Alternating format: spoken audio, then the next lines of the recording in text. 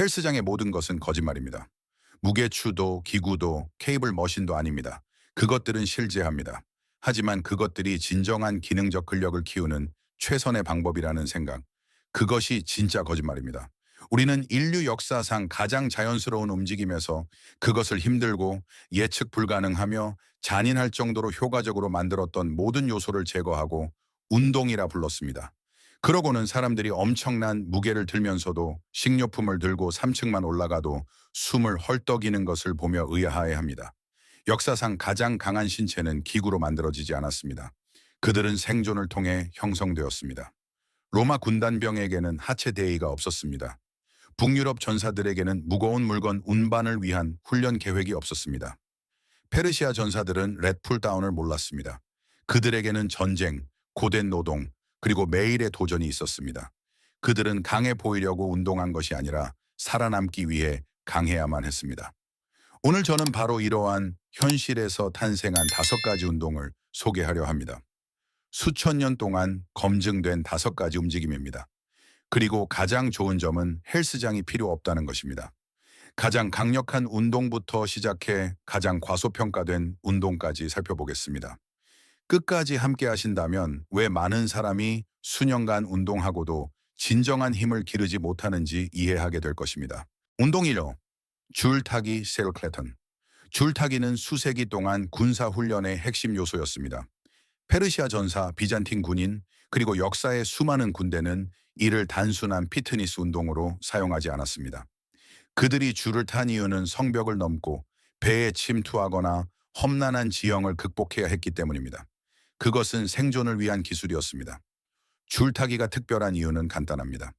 웨이트 머신은 기구가 당신을 위해 무게를 안정시켜줍니다.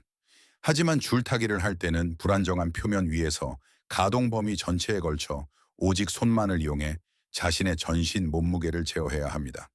전왕은, 이두근, 광배근, 후면 삼각근, 그리고 코어 전체가 최대 긴장 상태에서 동시에 작동합니다.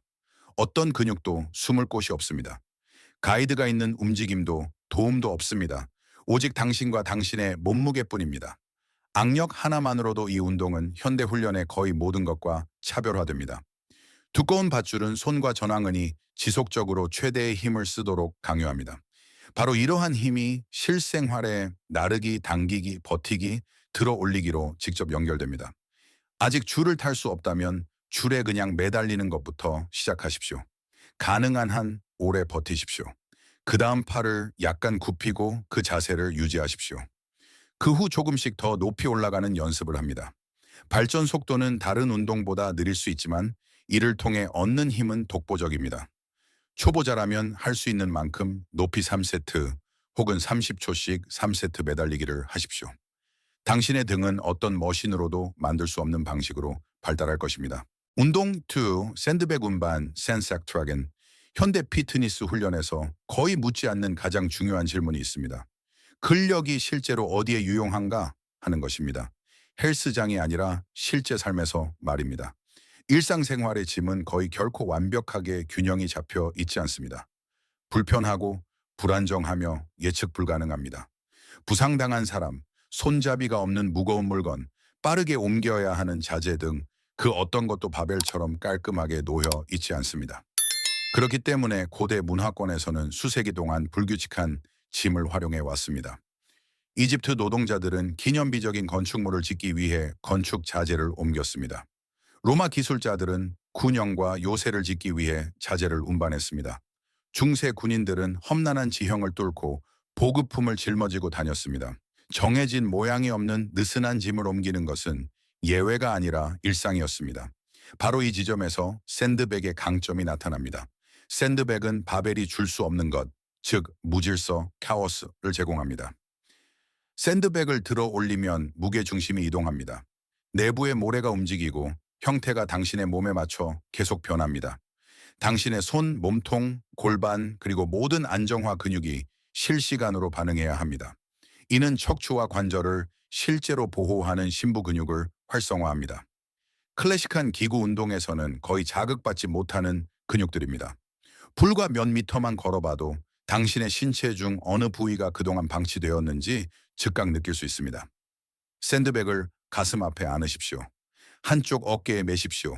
뒤로 끌어보기도 하십시오. 각 자세마다 당신에게 요구되는 능력이 달라집니다. 바로 이러한 다양성이 이 운동을 가치 있게 만듭니다. 완전히 똑같은 반복이란 존재하지 않습니다. 40, 50m를 3, 4세트 운반하십시오.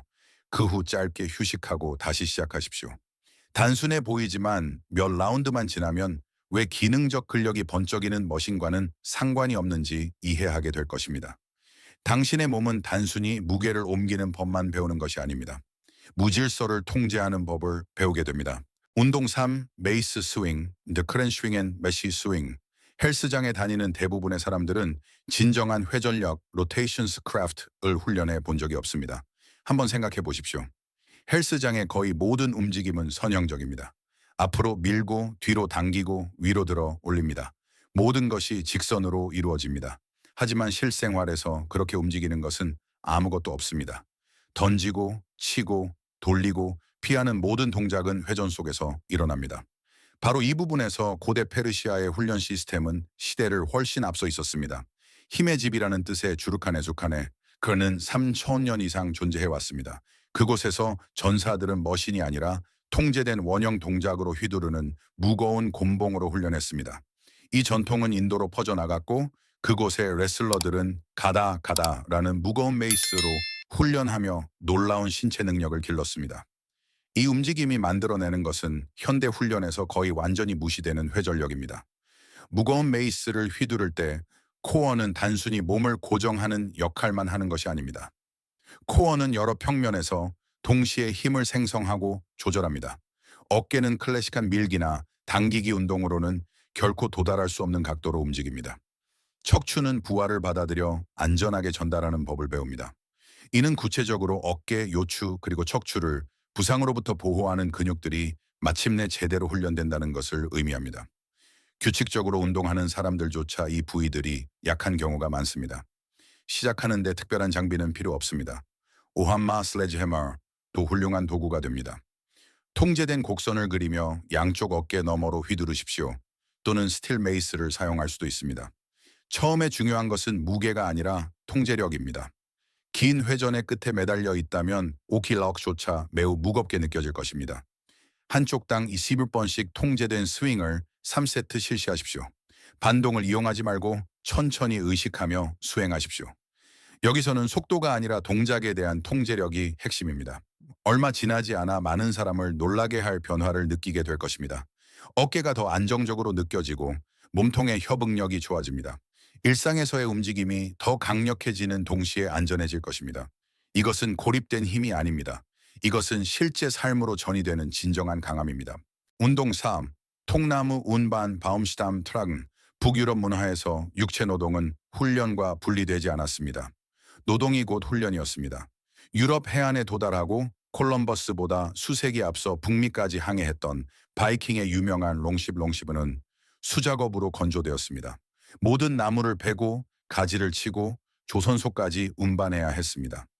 이 남성들에게 무거운 통나무를 나르는 것은 훈련법이 아니라 그저 평범한 화요일의 일상이었습니다.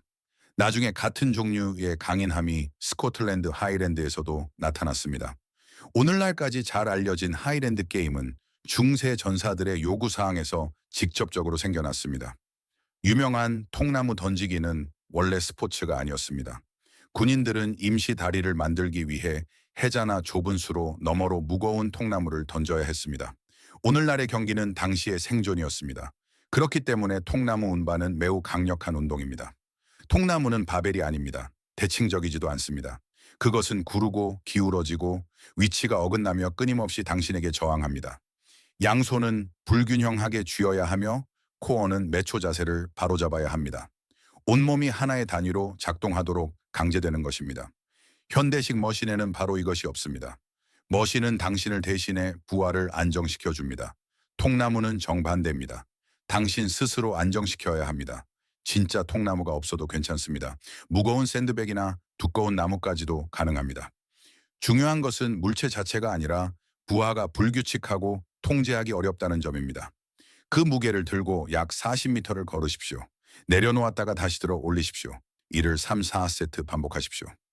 다음 날 아침이면 전황은 상부 등 복근, 어깨가 머신으로는 결코 경험할 수 없는 방식으로 일했다는 것을 느끼게 될 것입니다. 이 운동은 헬스장용 근력을 만들지 않습니다. 실제 세상을 위한 강인함을 만듭니다. 운동 5. 중량 걷기, 개인 및 수사스케비히트. 진정한 힘을 기르기 위해 가장 과소평가된 운동은 동시에 가장 단순한 것입니다. 바로 걷기입니다. 하지만 커피 머신까지 천천히 걸어가거나 짐 없이 편안하게 산책하는 것을 말하는 게 아닙니다. 무게를 치고 걷는 것을 의미합니다. 로마 군단병은 고대에서 신체 능력이 가장 뛰어난 군인으로 꼽혔습니다. 이는 단지 전투력 때문만이 아니라 전투 전부터 발휘했던 능력 때문이었습니다. 로마 군사교리는 군단병이 장비, 무기, 도구, 보급품을 포함해 약 18번 11kg의 짐을 지고 하루에 최대 20만 마일, 약 30km를 행군할 것을 요구했습니다. 이러한 행군에는 별도의 이름도 있었습니다. 그것은 군사훈련의 근본적인 부분으로 간주되었으며 정기적으로 훈련되었습니다. 왜일까요? 다른 어떤 운동으로도 도달하기 힘든 방식으로 신체를 단련해 주었기 때문입니다. 중량 걷기는 후면, 사슬 전체를 동시에 활성화합니다. 둥은 햄스트링, 척추 길이근, 승모근, 코어가 당신을 똑바로 세우고 앞으로 나아가게 하기 위해 영구적으로 협력합니다. 여기에 머신 운동에서는 거의 꺼져 있는 작은 안정화 근육들이 추가됩니다. 하지만 결정적인 포인트는 지속 시간입니다. 긴 행군은 스프린트가 아닙니다. 부하를 견디며 몇 분 혹은 몇 시간 동안 지속됩니다. 이를 통해 무거운 바벨 훈련으로는 얻기 힘든 근지구력 형태의 힘이 생깁니다. 힘들어지는 순간 바로 사라져버리는 힘이 아니라 진짜 끈질긴 강함입니다. 30km를 행군할 필요는 없습니다. 10에 15km 남은 정도의 짐을 넣은 배낭을 메고 20분 산책부터 시작하십시오. 가슴을 펴고 어깨를 뒤로 보내고 바른 자세를 유지하십시오. 천천히 45분까지 늘려가십시오. 일주일에 3회 정도면 충분하며 한 달 안에 놀라운 변화를 느끼게 될 것입니다. 모든 것이 더 가벼워집니다. 계단 오르기, 물건 나르기, 오래 서 있기, 심지어 다른 운동들조차 더 쉽게 느껴질 것입니다. 당신은 단순히 근육만 훈련하는 것이 아니기 때문입니다. 당신은 회복력과 견뎌내는 힘을 훈련하는 것입니다. 줄타기, 샌드백 운반, 메이스 스윙, 통나무 운반, 중량 걷기 등 이 모든 움직임을 살펴보십시오. 이들은 현대 훈련에서 흔히 제거된 세 가지 특성을 가지고 있습니다. 바로 부하, 불안정성, 그리고 통합성입니다.